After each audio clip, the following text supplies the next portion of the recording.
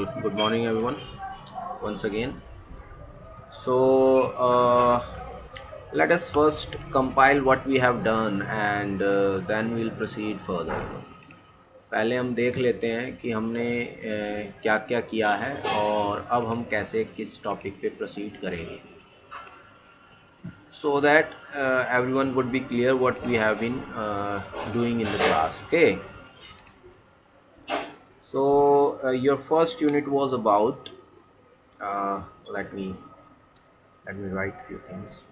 The first unit you can say the unit 1, or you can say the topic 1, whatever it is. In your readings it is written as the topic 1. First unit or topic 1 consists of what do you call it, let's see, the money. That was the topic, money, concept, functions, measurement, theories of money supply determination, theories of what do you call it, money supply determination.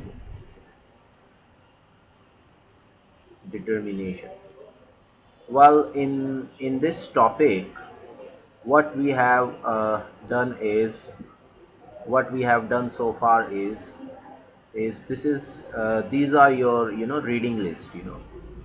These are the specific chapters or topics from different books or articles we are supposed to cover up in the syllabus. The first one was the Day and Jensen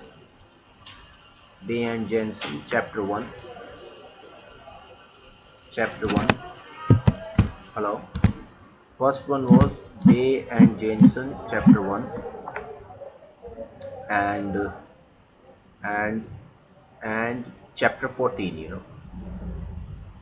Chapter 14 we are supposed to cover. Well, in chapter 1, I think we are supposed to cover the pages from page 2 to page 27. Okay, let me write it first, then we'll discuss it. And in chapter 14 we are supposed to cover the page what do you call it, 465 to 486. These are the pages we are supposed to cover. And then there is N. Jadhav. N. Jadhav is the author of a book, and his book's chapter is chapter 2. We are supposed to proceed with chapter 2, section 2.1, along with page number, what do you call it, 18 to 25. And there is one more section that we are supposed to cover up from the same reading, section 2.3, page number 37 to 45, and annexure 2.1. Then we have a reading something called RBI report. There is a RBI report that we are supposed to cover. In that report we are supposed to cover, I think, chapter 2, something titled money supply analytics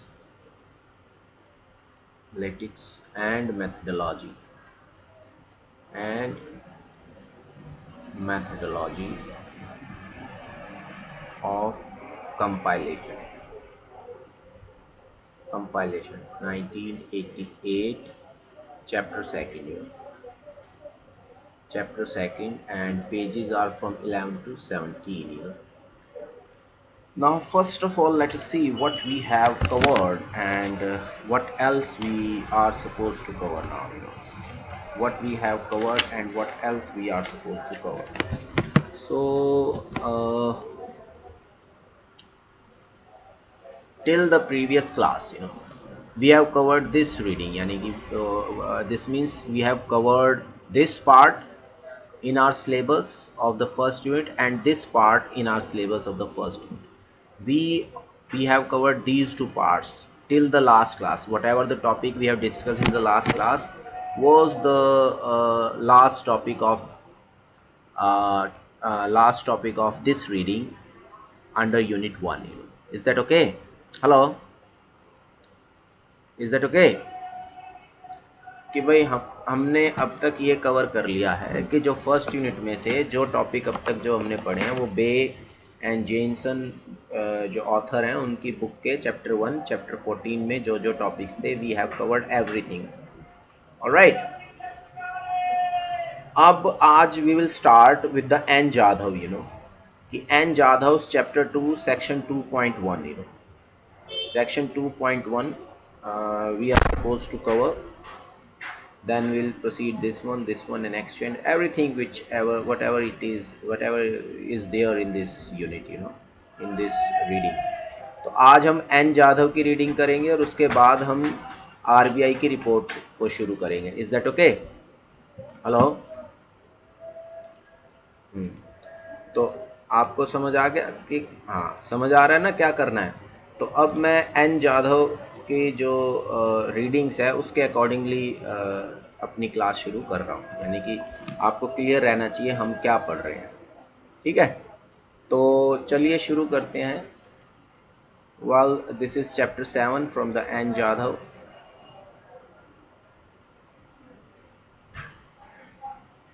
Chapter 2 from the N. Jadhav, and the title of the chapter is Money Matters. Title of the chapter is Money Matters. Hold on. Well, the title of the chapter is Money Matters. Money Matters. Money Matters. Money Matters. From chapter 2 N. Jadhav. N. Jadhav. N. Jadhav. N. Jadhav. N. Jadhav. Well, this is by N. Jadhav. Hello. Is everyone present ना? Yes. अब देखो इसमें क्या है, इसमें जो section 2.1 है, section 2.1 है, उसके सब पार्ट्स भी हैं, बट हम इसी से चलते हैं. सेक्शन 2.1 में इसमें टाइटल देता है money concepts and measurement and measures. Actually इस चैप्टर में थ्योरेटिकल डिबेट एक चल रही है मनी के लिए, और उस डिबेट के ऊपर ये चैप्टर है बेस्ड है. यानी कि मनी की आप देखोगे कुछ चीज़ें, कुछ बातें, कुछ आर्गुमेंट्स हम रिपीट करेंगे वही जो हम पहली यूनिट में पढ़ चुके हैं, बट उनको एक अलग डायमेंशन से अब हमें देखना है क्योंकि वो डिबेट जो है वो अलग तरह की है. ठीक है ना? कहते भाई ऐसा है, देखो कि होता क्या है कि बेसिकली दो ग्रुप ऑफ अप्रोचेज हैं. यानी कि दो अप्रोचेज हैं. किस चीज़ के लिए? मनी के मेजरमेंट के लिए. जैसे हमने एक तो पढ़ा, जो मैं थोड़ा सा बता देता हूँ. तो एक तो हमने पढ़ा अभी कि भाई मनी की डेफिनेशन क्या है. ठीक है, और एक है उसको मेजर कैसे करना है. यानी कि किसी चीज़ को डिफाइन करना. मैं एग्जाम्पल के तौर पर कह रहा हूँ, एग्जाम्पल के तौर पर किसी चीज़ को डिफाइन करना और फिर उसको मेजर करना. ये दोनों ही अलग बातें होती हैं. किसी चीज़ को डिफाइन करना का मतलब अलग होता है, उसकी डेफिनेशन अलग होती है. ठीक है, और उसका मेजर अलग होता है. यानी कि जो डेफिनेशन होती है किसी भी चीज़ की, मैं बता रहा हूँ, फिर मनी के कंसेप्ट में भी हम आएंगे. किसी भी चीज़ की डेफिनेशन जो होती है वो उसके कंसेप्चुअल एक्सप्लेनेशन होता है कि वो कंसेप्ट क्या है. यानी कि किस चीज़ के बारे में वो चीज़ है क्या. ठीक है ना? और जो मेजरमेंट है, मेजरमेंट उस कंसेप्ट के जो भी वेरिएबल है, जिस भी वेरिएबल से रिलेटेड वो कंसेप्ट हमने लिया है, उस वेरिएबल का क्वांटिफिकेशन है.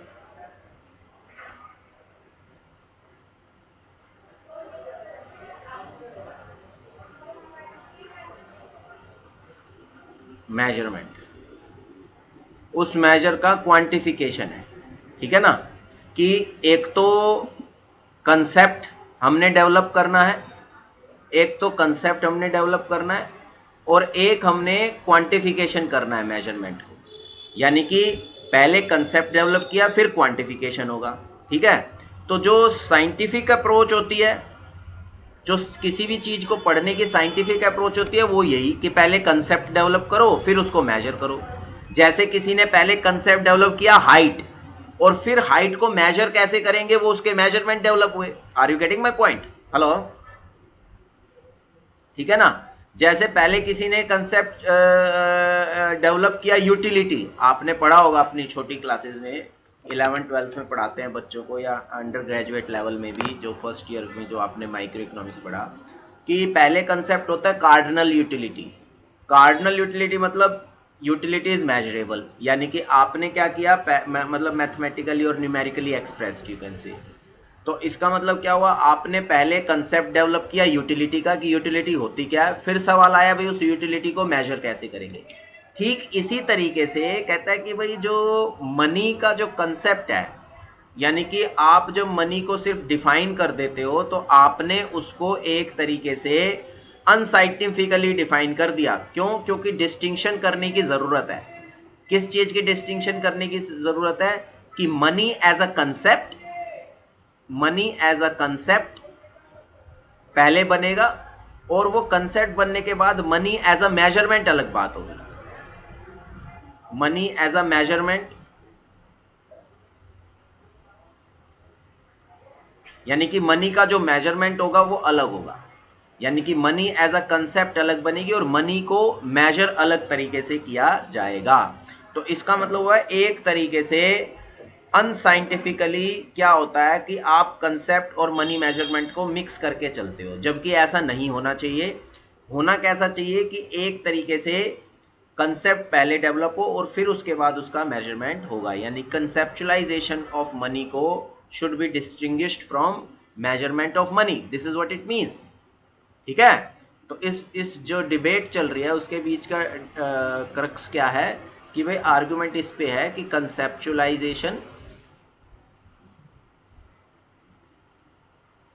conceptualization of money should be distinguished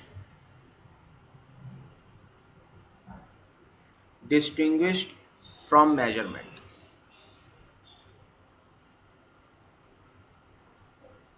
ठीक है, कि मनी के कंसेप्ट को मनी के मेजरमेंट से अलग रखना चाहिए। कि मनी को मेजर करना एक अलग बात है और मनी को एज अ कंसेप्ट लेकर चलना एक अलग बात है, ठीक है। तो अब क्या है कि जो डिबेट चल रही है उसमें दो अप्रोचेस बताई गई हैं मनी के कंसेप्ट और मेजरमेंट को लेकर, ठीक है। जो पहली अप्रोच है उसको बोला जाता है थ्योरेटिकल अप्रोच। पहली अप्रोच को क्या बोला जा रहा है? Theoretical approach. अब थ्योरेटिकल अप्रोच क्या कहती है? थ्योरेटिकल अप्रोच कहती है कि money is first कंसेप्चुलाइज्ड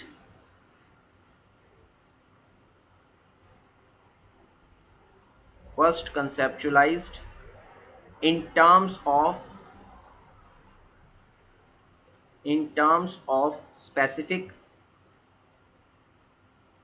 terms of specific functional and institutional attributes, and then the corresponding measures of money is obtained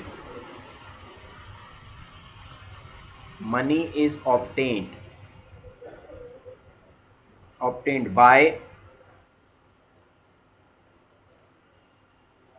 aggregating by aggregating relevant financial assets,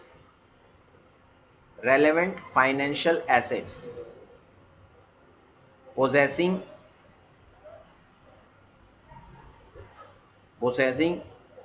those specific या specified, or you can write specified attributes. बात समझ में आई है कि जो theoretical approach है वो क्या कहती है, इसको थोड़ा सा डिटेलिंग कर लेते हैं इसकी, ठीक है। जो थ्योरेटिकल अप्रोच है वो क्या कहती है कि मनी को सबसे पहले तो आप कंसेप्चुलाइज कीजिए।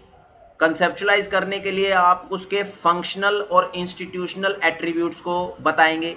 जैसे मनी को, जैसे फर्स्ट चैप्टर में आपने पढ़ा तो मनी को मैंने दो तरह से बताया ना, एक तो फंक्शनल कैरेक्टरिस्टिक्स,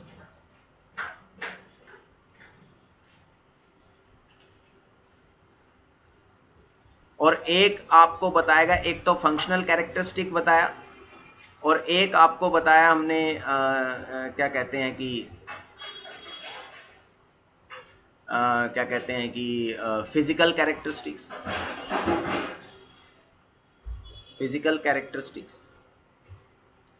एक हमने बताया एक हमने बताया फंक्शनल कैरेक्टरिस्टिक्स, दूसरा बताया क्या, फिजिकल कैरेक्टरिस्टिक्स।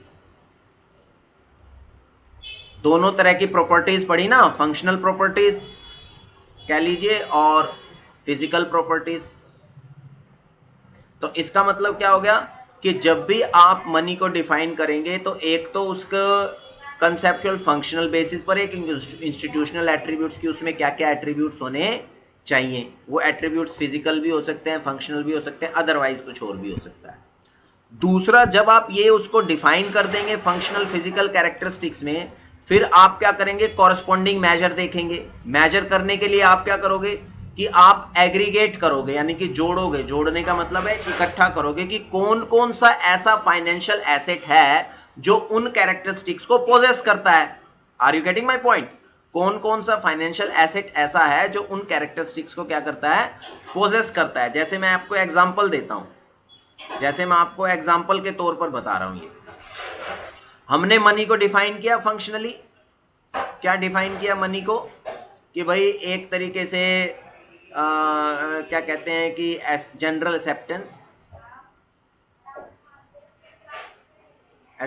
हमने डिफाइन किया। एट्रीब्यूट बताया, हमने कहा medium of exchange,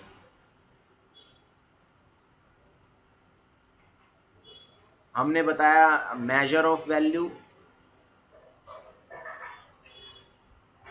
and then we have discussed the what do you call it, store of value। ये सारे हमने इसकी फंक्शनल। अब हम देखेंगे कि बहुत सारे जो फाइनेंशियल एसेट्स अवेलेबल हैं, क्या उनमें ये सारे कैरेक्टरिस्टिक्स हैं जो हमें चाहिए, या फिर जो हमने फिजिकल कैरेक्टरिस्टिक पूछा था कि पोर्टेबिलिटी का ये फिजिकल फीचर्स थी ना,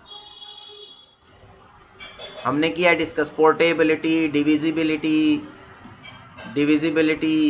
या हम कहें इसमें फिर मेरे ख्याल से एक था कि समथिंग ऑफ वैल्यू, रिकॉग्नाइजेबल है ना, रिकॉग्नाइजेबल वैल्यू, ठीक है ना। और एक और था डिफरेंट डिनोमिनेशंस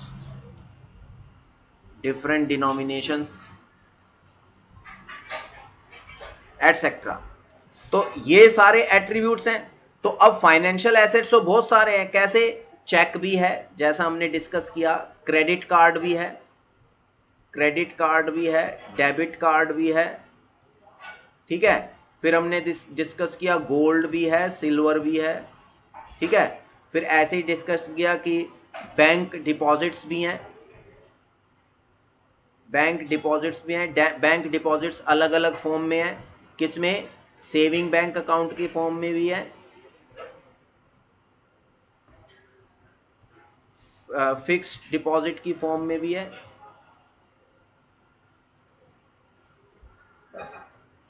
रिकरिंग डिपॉजिट की फॉर्म में भी है, एटसेट्रा, अदरवाइज भी हैं।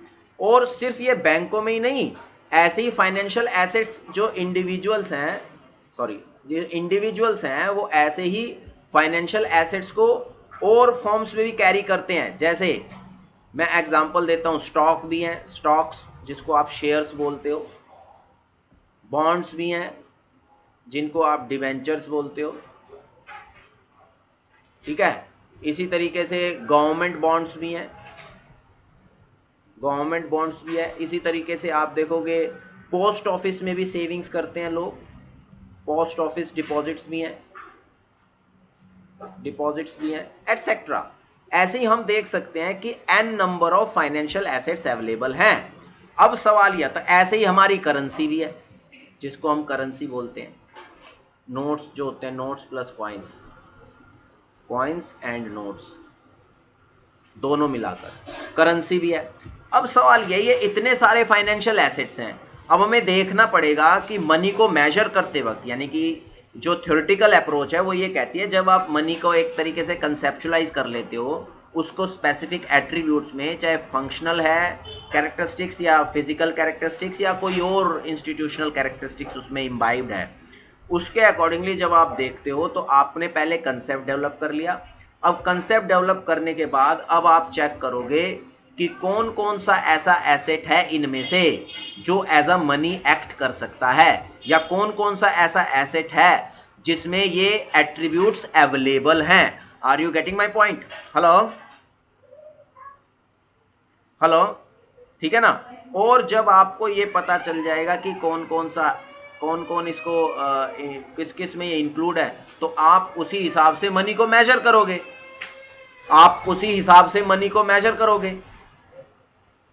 Are you getting my point? आप उसी हिसाब से मनी को क्या करोगे, मेजर करोगे। समझ में आ रही है बात? आपने देखा होगा छोटी क्लास में, यानी कि 11th-12th में आपने पढ़ा होगा मनी के डिफरेंट मेजर्स बताए जाते हैं। क्या कहते हैं कि M1, M2, M3, M4, isn't it? ये डिफरेंट मेजर्स हैं जो different measures of money supply है,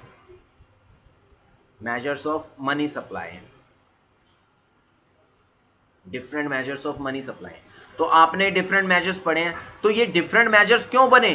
क्योंकि जो ये कैरेक्टरिस्टिक्स यहां पर हमने कंसेप्चुअली मनी को डिफाइन करते वक्त जो कंसेप्चुअल कैरेक्टरिस्टिक्स हैं, वो इनमें से बहुत सारे ऐसे लिक्विडिटी एग्रीगेट्स हैं या मान लीजिए फाइनेंशियल एसेट्स हैं जिनको, जो कि मनी की डेफिनेशन को मोर और लेस कंपाइल करते हैं, यानी कि मोर और लेस वो उसको मीट करते हैं डेफिनेशन को। इसलिए क्या है कि बहुत सारे डिफरेंट मेजर्स हैं। तो ये मतलब है मेजरमेंट ऑफ मनी का। तो ये एस्पेक्ट था थ्योरेटिकल एस्पेक्ट की। जो थ्योरेटिकल अप्रोच है वो ये कहती है कि पहले आप क्या करेंगे कि मनी को डिफाइन करेंगे, उसके फंक्शनल या स्पेसिफिक फंक्शनल या इंस्टीट्यूशनल एट्रीब्यूट्स के। एट्रीब्यूट्स का मतलब समझते हो आप लोग? हेलो, एट्रीब्यूट्स हैं, बताओ क्या होता है, बोलो। नहीं, एट्रीब्यूट्स का मतलब क्या होता है मैं ये पूछ रहा हूं। Do everyone knows what does the attribute means? Does everyone? Hello hello, ये, हाँ बेटे मैं ये पूछ रहा हूं आप लोगों से, क्या आप लोगों को एट्रीब्यूट शब्द का मतलब मालूम है? जिस किसी को अगर नहीं मालूम हो तो बताइए, मैं फिर उसको क्लैरिफाई करता हूं। मैं ये जानना, हाँ तो बोलो ना, किसने बोला है? नो सर, नाम बोलो भाई। शिवम कुमार, और दूसरा कौन था? लालू प्रसाद। किसी और को मालूम है भाई? इनको तो मालूम नहीं है। कोई और है स्टूडेंट जिसको मालूम है या नहीं मालूम है? हेलो, विशाल आनंद को भी मालूम नहीं है। और किस किस को नहीं मालूम? नहीं पता, मतलब पीयूष को भी नहीं मालूम। All right, means there are majority of the students. तो बेटे पूछा करो आप लोग बीच बीच में ना। एट्रीब्यूट का मतलब होता है कैरेक्टरिस्टिक, ठीक है। एट्रीब्यूट्स का मतलब होता है कैरेक्टरिस्टिक्स। ये पर्यायवाची शब्द है।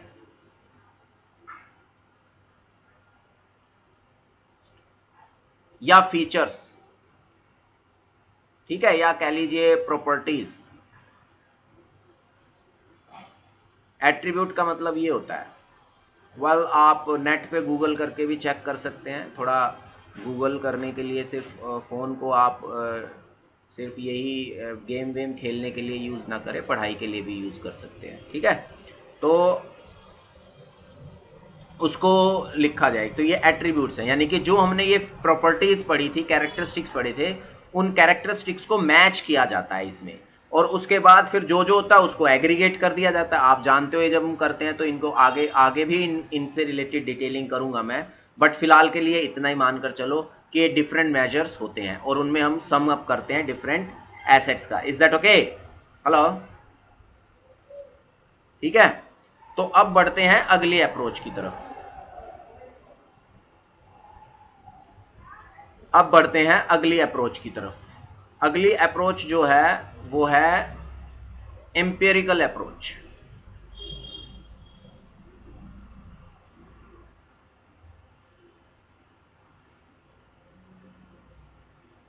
कि मनी को डिफाइन करने की और मेजर करने की एम्पिरिकल अप्रोच। ये क्या कहती है कि पहली बात है, it does not rely on any preconceived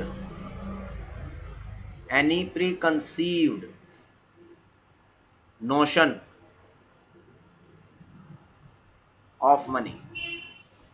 यानी कि मनी को ये पहले से कुछ मानकर नहीं चलती है।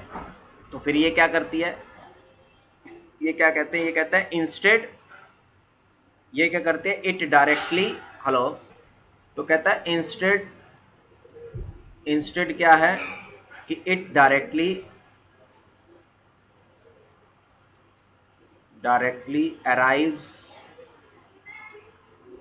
arrives at a measure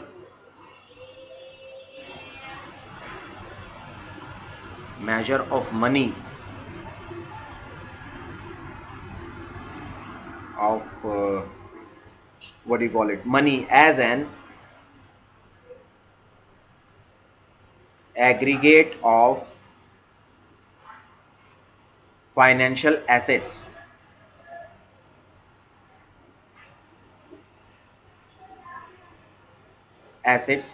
which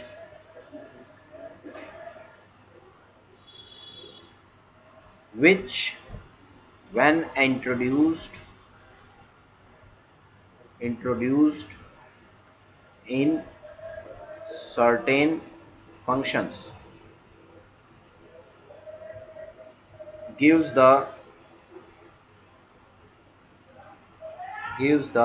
best results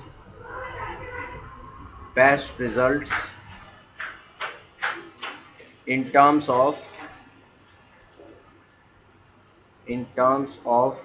specific criteria। अब ये अप्रोच क्या कहती है, एम्पेरिकल। एम्पेरिकल का मतलब समझते हो, बेस्ड ऑन एक्सपीरियंस,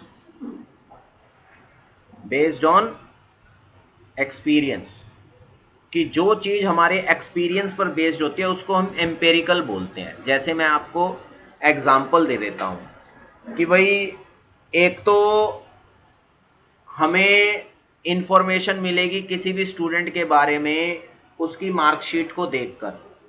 जब हमने मार्कशीट देखी तो हमने देखा कि भाई एक तरीके से कि मार्कशीट में क्या है कि मार्कशीट बता रही है इस बच्चे के इतने नंबर है, तो हम रिजल्ट हम एक तरीके से हम क्या कहते हैं कि चेक करते हैं और मार्क्स के बेसिस पर उस बच्चे के बारे में अपना एक व्यू डेवलप करते हैं, किसी के भी बारे में अपना एक व्यू डेवलप करते हैं उसकी मार्कशीट के बेसिस पर। एक होता है किसी स्टूडेंट को हम मान लीजिए पर्सनली जानते हैं, वो हमारे साथ डीलिंग पर्सनल टच में है, चाहे हमारे रोज मिलता है, बातें करता है, हम उसके बिहेवियर को ऑब्जर्व कर रहे हैं, तो वो क्या हो गया, वो एम्पेरिकल हो गया एक तरीके से। जैसे मैं इसका और एलेबोरेट करता हूँ एग्जांपल एम्पेरिकल को समझाने के लिए। जैसे कि आप ध्यान से सुने कि जब मान लीजिए आप क्या कहते हैं कि एक स्टूडेंट इंटेलिजेंट है काफ़ी, पर उसको मैं पर्सनली जानता नहीं हूँ। सपोज कर लेते हैं, अभी मान लीजिए काफ़ी होशियार बच्चा है और शुरू से अपने पढ़ाई मेहनत से होशियार और मेहनती स्टूडेंट है और शुरू से अपनी पढ़ाई मेहनत से और होशियारी से करता रहा है, पर उसने कभी क्लासेस अटेंड नहीं की, तो टीचर को तो नहीं मालूम कि वो बच्चा होशियार है या क्या है। टीचर तो सिर्फ उसकी मार्कशीट देखेगा या उसके रिजल्ट देखेगा एग्जाम का, उसी से टीचर को पता चलेगा ना वो इंटेलिजेंट है या नहीं है, या मेहनती है या नहीं है। Are you getting my point? Hello hello, समझ में आ रहा है ना?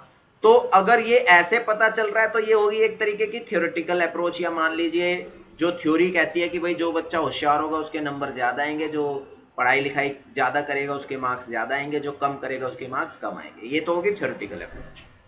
एक है, मैं पर्सनली स्टूडेंट को जानता हूँ और मैं देख रहा हूँ क्लास में सिंसियरली आ रहा है बच्चा, सिंसियरली अटेंड कर रहा है, जो रेलेवेंट क्वेश्चंस होते हैं क्लास में वो रेलेवेंट क्वेश्चन भी पूछता है और पढ़ाई पे ध्यान भी दे रहा है, मेहनत भी कर रहा है उसको पढ़ने के लिए, तो उसके मार्क्स अगर कम भी आएंगे तो मैं उसको क्या कहूँगा कि बच्चा तो मेहनती है, भाई पता नहीं मार्क्स कम क्यों आ गए, कुछ ना कुछ या तो बीमार हो गया होगा या हो सकता है कुछ और हो गया होगा। तो ये इस तरह की जो एक्सपीरियंस है, जिस तरह का जो एनालिसिस होता है, जो एक्सपीरियंस पर बेस्ड होता है, उसको हम एम्पेरिकल एनालिसिस कहते हैं। जैसे कोई ईमानदार है या नहीं, इस बात का एनालिसिस उसको साथ रहने वाले लोग एक्सपीरियंस से दे सकते हैं। जैसे मैं एक एग्जाम्पल कोट करता हूं, आजकल सुशांत सिंह राजपूत का केस चल रहा है, काफी हाईलाइटेड है ये केस न्यूज में, देखा आप लोगों ने? हेलो, न्यूज सुन रहे हो? ठीक है, एक मिनट जरा अपने अपने वीडियो ऑन कर लो थोड़े देर के लिए, मैं भी थोड़ा आपके फेसेस देख लूं। तो अब जो ये केस चल रहा है तो इसमें दो तरह के आर्गुमेंट चल रहे हैं अगर आप इसको देखो। एक तो वो लोग हैं जो सुशांत सिंह को पर्सनली जानते थे, वो लोग क्लेम कर रहे हैं नहीं वो सुसाइड नहीं कर सकता, नहीं वो ऐसा था ही नहीं, वो ड्रग्स नहीं ले सकता, वो सुसाइड नहीं कर सकता, वो ये नहीं। तो ये सारे एग्जाम्पल्स हैं एम्पेरिकल उसके, because they have experience that thing with him. Hello hello बेटे, अपने वीडियोज ऑन कर लो, मैंने बोला था पहले भी, आप लोगों ने किए नहीं, सभी लोग कर लें, अपने अपने वीडियो ऑन कर लीजिए। तो वो क्या है, वो एम्पेरिकल है क्योंकि उन्होंने एक्सपीरियंस किया कि यार वो तो ऐसा था ही नहीं, वो तो ऐसे करता ही नहीं था।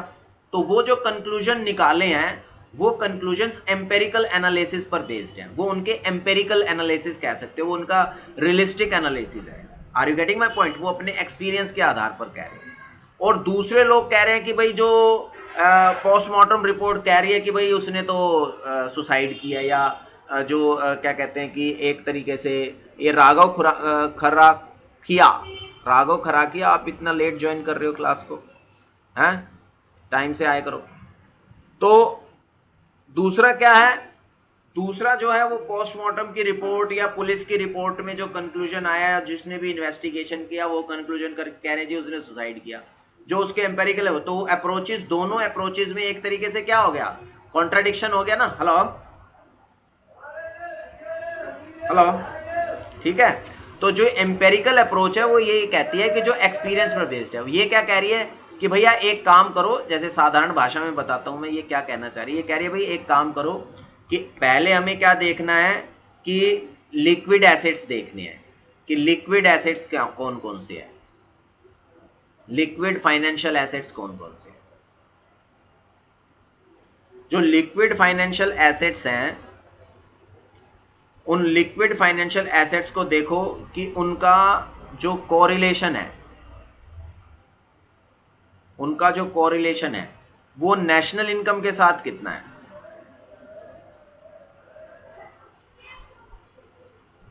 नेशनल इनकम के साथ क्या कोरिलेशन है, और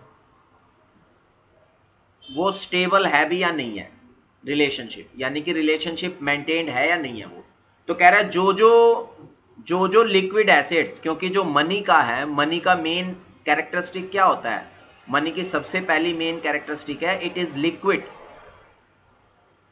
मनी में सबसे पहले लिक्विडिटी देखी जाती है, लिक्विडिटी देखी जाती है। लिक्विडिटी क्यों देखी जाती है? लिक्विडिटी का मतलब क्या होता है, that it can be converted. जो लिक्विड चीज होती है वो लिक्विड चीज को आप किसी भी तरह की शेप, किसी भी तरह का आकार दे सकते हो, यानी कि the liquid thing is capable of taking any shape, you know, उसको किसी भी चीज में, किसी भी आकार में बदला जा सकता है। तो इसी तरह से मनी को भी एक तरीके से, मनी में भी लिक्विडिटी क्या किया जाता है, चेक किया जाता है कि वो लिक्विडिटी उसमें मेंटेन्ड है या नहीं है। क्योंकि अगर मनी है और उसमें लिक्विडिटी नहीं है तो उस मनी का कोई काम नहीं है, क्योंकि अगर वो लिक्विड नहीं होगी तो other people the another person will not going to accept it as a money. Are you getting my point? कि जो चीज लिक्विफाइड नहीं हो रही उसको आप मनी एक्सेप्ट नहीं करोगे। तो करेंसी इज द मोस्ट, अगर आप लिक्विडिटी के पॉइंट ऑफ व्यू से देखें तो करेंसी जो नोट्स हैं और जो कॉइन्स हैं ये क्या है, they are the most liquid form of money. ये मनी के सबसे लिक्विड फॉर्म है। क्या चीज? Currency notes. इसके बाद आता है डिमांड डिपॉजिट्स। ऐसे ही लिक्विडिटी के डिग्री के बेसिस पर आप उसको मेजर कर सकते हो कि कौन सी चीज मनी है, कौन सी चीज लिक्विड है, कौन सी लिक्विड नहीं है। तो करेंसी और नोट्स को सबसे ज्यादा मोस्ट लिक्विड फॉर्म माना जाता है। इवन जो बैंक अकाउंट है वो भी अब आजकल लिक्विड फॉर्म हो गया है, जब से आप ऑनलाइन ट्रांजैक्शन या ऑनलाइन ट्रांसफर बैंकिंग के थ्रू करने लग गए हैं, आरटीजीएस के थ्रू, एनजीटीएस के थ्रू, आरटीजीएस के थ्रू जब आप करने लग गए हो तो उसमें भी एनईएफटी के थ्रू और आरटीजीएस के थ्रू जो आप ट्रांसफर करने लगे हो मनी, तो वो भी एक तरीके से लिक्विडिटी को ही सुपर इम्पोज कर रहा है मनी में, यानी कि एक तरीके से प्रमोट कर रहा है, लिक्विडिटी को ही बढ़ा रहा है। ठीक है ना? तो मनी को लिक्विड फॉर्म में तो कहता है भाई जो जो फाइनेंशियल एसेट्स लिक्विड है उसको एज अ देखो कि नेशनल इनकम के साथ उसका स्टेबल रिलेशन है या नहीं है, और उसको आप इंक्लूड करते चले जाओ। किसके चीज में? मनी को मेजर करते हुए। तो वही मनी भी होगी, वही उसका मेजर भी हो गया। यानी कि ये कोई कंसेप्ट की बात नहीं कर रही, ये कह रहे पहले किसी कंसेप्ट की जरूरत ही नहीं है मनी को मेजर करने, मनी को मेजर करने के लिए कंसेप्ट की जरूरत ही नहीं है। जो जो चीज लिक्विड है उसको इंक्लूड करते चले जाओ मनी में और वही आपकी मनी बनती चली जाएगी। This is how the empirical approach works, or you can say argues in context of the concepts and the measurement of money. Is that okay? hello हाँ, yes please। किसने पूछा सवाल? एक मिनट, नाम बताओ बेटे, कौन है? प्रेरणा अपना वीडियो ऑन करो, वीडियो ऑन करो प्रेरणा। हाँ पूछो बेटे सवाल, अब सवाल पूछो।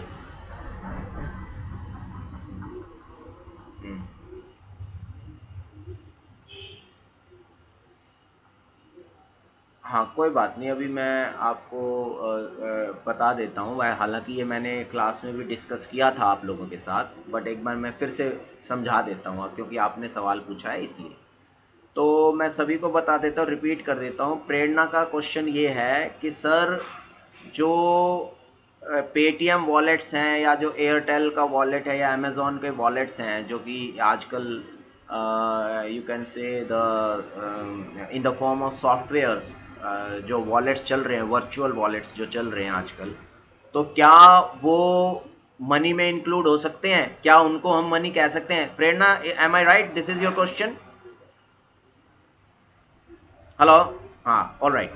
तो मैं क्वेश्चन ठीक समझ गया, बच्चा क्या क्वेश्चन पूछना चाह रहा है।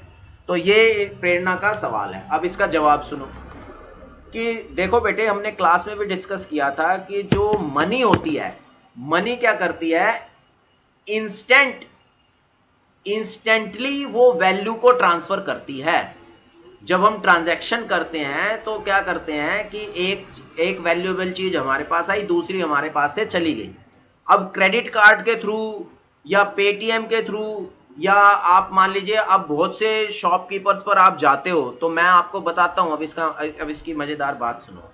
बहुत सारे शॉपकीपर क्या कहते हैं? वो कहते हैं कि भाई हम पेटीएम से एक्सेप्ट नहीं करेंगे, पेटीएम हम नहीं लेते हैं। उसका रीजन ये है कि पेटीएम से उनके पास जो उनके जो चार्जेस लगते हैं या कुछ लगते हैं, तो उनका कुछ ना कुछ, जितना वैल्यू हम ट्रांसफर करते हैं उतनी वैल्यू वो घट जाती है।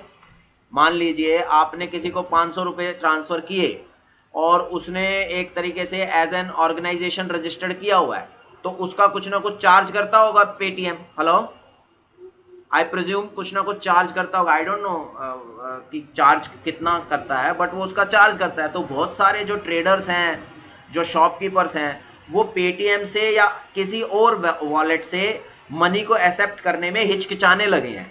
क्यों? क्योंकि उस पर उनको कुछ चार्जेस देना पड़ता है। आप कहोगे कि मुझे 1 किलो दूध की थैली दे दो, वो कहेगा कितने की है, तो हम पूछेंगे कितने की है, वो कहेगा भाई क्या कहते हैं कि 45 रुपए की है या 50 रुपए की है, जो भी कुछ उसका रेट है।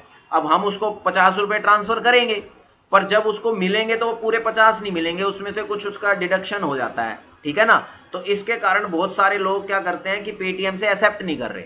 मतलब पेटीएम उतनी वैल्यू पूरी की पूरी ट्रांसफर करने में क्या कहते हैं कि सक्षम नहीं है एक तरीके से, ठीक है। दूसरी बात क्या है कि जैसे हम चेक को भी आप देख सकते हो, इसी तरह से चेक को देख लीजिए। बहुत सारे लोग हैं जो चेक से पेमेंट एक्सेप्ट नहीं करते हैं, क्योंकि चेक 3 दिन में क्लियर होता है, 3 दिन बाद क्लियर होगा चेक का, और चेक 3 दिन बाद क्लियर होगा। तो जब तक आप चेक की पेमेंट करते हो, तो आप देखो, चाहे आपने अपना बिजली का बिल पे किया हो, इलेक्ट्रिसिटी बिल पे किया हो या वाटर बिल पे किया हो, जब भी आप ऐसे किसी इंस्ट्रूमेंट के थ्रू पे करते हैं, पेमेंट करते हैं, वैल्यू ट्रांसफर करते हैं, तो उससे क्या होता है, लिखा हुआ आता है लाइन, आपके पास मैसेज जो आता है उसमें लिखा हुआ आता है subject to realisation. Hello hello बेटे, ध्यान दिया आपने? Subject to the payment is approved है, सब्जेक्ट टू रियलाइजेशन, है ना। रियलाइजेशन का मतलब हो गया भाई आपके अकाउंट में पैसा है नहीं, आपने चेक काट के दे दिया। अब वो तो उस चेक को देख के खुश हो रहा है, पर अकाउंट में तो कोई वैल्यू आई नहीं ना, ठीक है। और जो पेटीएम है, Paytm is not money, Paytm is a medium to transfer that thing, hence Paytm is not the money. Did you get it? Paytm एक मीडियम है जो कि वैल्यू को एक जगह से उठाकर दूसरी जगह पे ट्रांसफर कर रहा है। तो पेटीएम मनी नहीं हुआ, वो तो वैल्यू ट्रांसफर हो गया, वो तो वैल्यू ट्रांसफर का प्लेटफॉर्म हो गया कि आप अपने बैंक अकाउंट से भी उसमें वैल्यू डाल सकते हो, आप अपने क्रेडिट कार्ड से भी उसमें वैल्यू डाल सकते हो, आप अपने डेबिट कार्ड से भी उसमें वैल्यू डाल सकते हो, और जो और भी अदर फॉर्म्स जो जहां से आप अपनी वैल्यू उसमें ऐड ऑन कर सकते हैं। आई डोंट नो किस किस फॉर्म से ऐड कर सकते हैं। तो पेटीएम तो एक तरीके से आपका वॉलेट हो गया, उसका नाम ही वॉलेट है, पर्स। तो पर्स का मतलब मनी नहीं है, ठीक है ना। पर्स एक तरीके से पॉकेट मान लीजिए, आपकी pocket is not the money, pocket तो उस मनी को कैरी कर रही है। Are you getting my point? ठीक है ना। सो द पेटीएम और any other sort of wallet is not money, they are just you can treat them as their name is suggesting, they are wallet, so they are to be treated as a wallet only.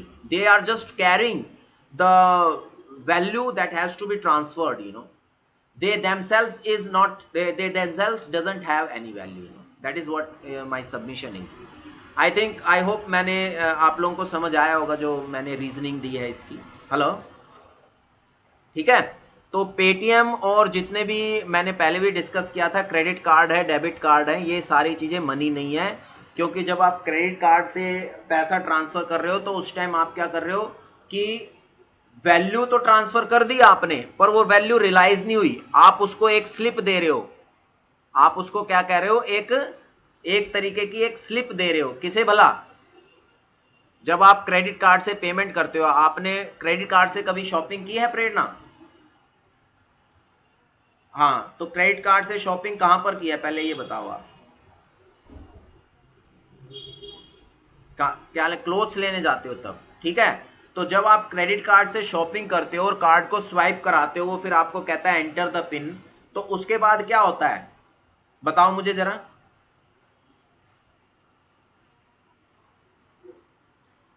भाई मैं बता देता हूं, देखा तो होगा, personal use करने का मतलब देखा तो होगा होते हुए किसी का यूज, अपने फादर का या किसी का। जब आप कह रहे हो कि शॉपिंग करने जाते हैं तब, तो जब आप वो पिन डालते हो तो दो स्लिप निकलती हैं प्रिंट आउट, ठीक है ना। और एक स्लिप वो जो ट्रेडर या जो भी शॉपकीपर होता है वो अपने पास रख लेता है, और दूसरी स्लिप वो आपको दे देता है, यानी कि जिसका भी कार्ड होता है उसको दे देता है। Is that okay? तो जब वो दोनों स्लिप मिली है तो उसका मतलब क्या है कि वो एक तरीके की रिसीप्ट है, यानी कि उसके अकाउंट में अभी पैसे नहीं गए हैं, उसको ये रसीद मिल गई कि भाई ये पैसे मेरे अकाउंट में आएंगे। वो उस रिसीप्ट को लेगा या वाउचर को लेगा और एक तरीके से वो बैंक में उसको डिपॉजिट करेगा, और बैंक उसके बाद उसके अकाउंट में ट्रांसफर, यानी कि उनको 1-2-3 दिन बाद उनको पैसा मिलता है क्रेडिट कार्ड से पेमेंट का। यानी कि वैल्यू एकदम से उनके पास ट्रांसफर नहीं हुई, क्या वो उस पर्ची को लेकर, उस स्लिप को लेकर ट्रेड कर सकता है उसे, अगर कुछ सामान खरीदना हो तो? बट अगर उसको हमने कैश में करेंसी की फॉर्म में दिया होता तो वो उस सामान को खरीद पाता ना। ठीक है, तो इसलिए जो ये क्रेडिट कार्ड, डेबिट कार्ड होते हैं, ये पेटीएम वॉलेट है, they are not money. Alright, I hope जो आपका डाउट है वो क्लियर हुआ होगा। किसी और को कुछ पूछना है? किसी और को कोई सवाल पूछना है? हेलो स्टूडेंट्स, मैं पूछ रहा हूं, क्या किसी और को कोई और सवाल पूछना है? Is anybody wants to ask anything? No sir. तो आज हमने देखा कि क्या कहते हैं कि एम्पेरिकल अप्रोच और जो थ्योरेटिकल अप्रोच है उसमें क्या डिफरेंसेस हैं मनी के कंसेप्ट को लेकर और मनी के मेजरमेंट को लेकर। तो आज जो पढ़ाया है इससे रिलेटेड किसी ने कोई क्वेश्चन पूछना हो तो पूछ सकता है। आज जो पढ़ाया है, आज जो मैंने पढ़ाया है, जो कंसेप्ट आज हमने पढ़ा है क्लास में, उससे रिलेटेड किसी ने कोई क्वेश्चन पूछना है? Please reply. हेलो, नहीं पूछना? तो आज फिर इतना ही करेंगे, ठीक है? आज के लिए इतना ही। Thank you very much. इससे आगे हम नेक्स्ट क्लास में करेंगे।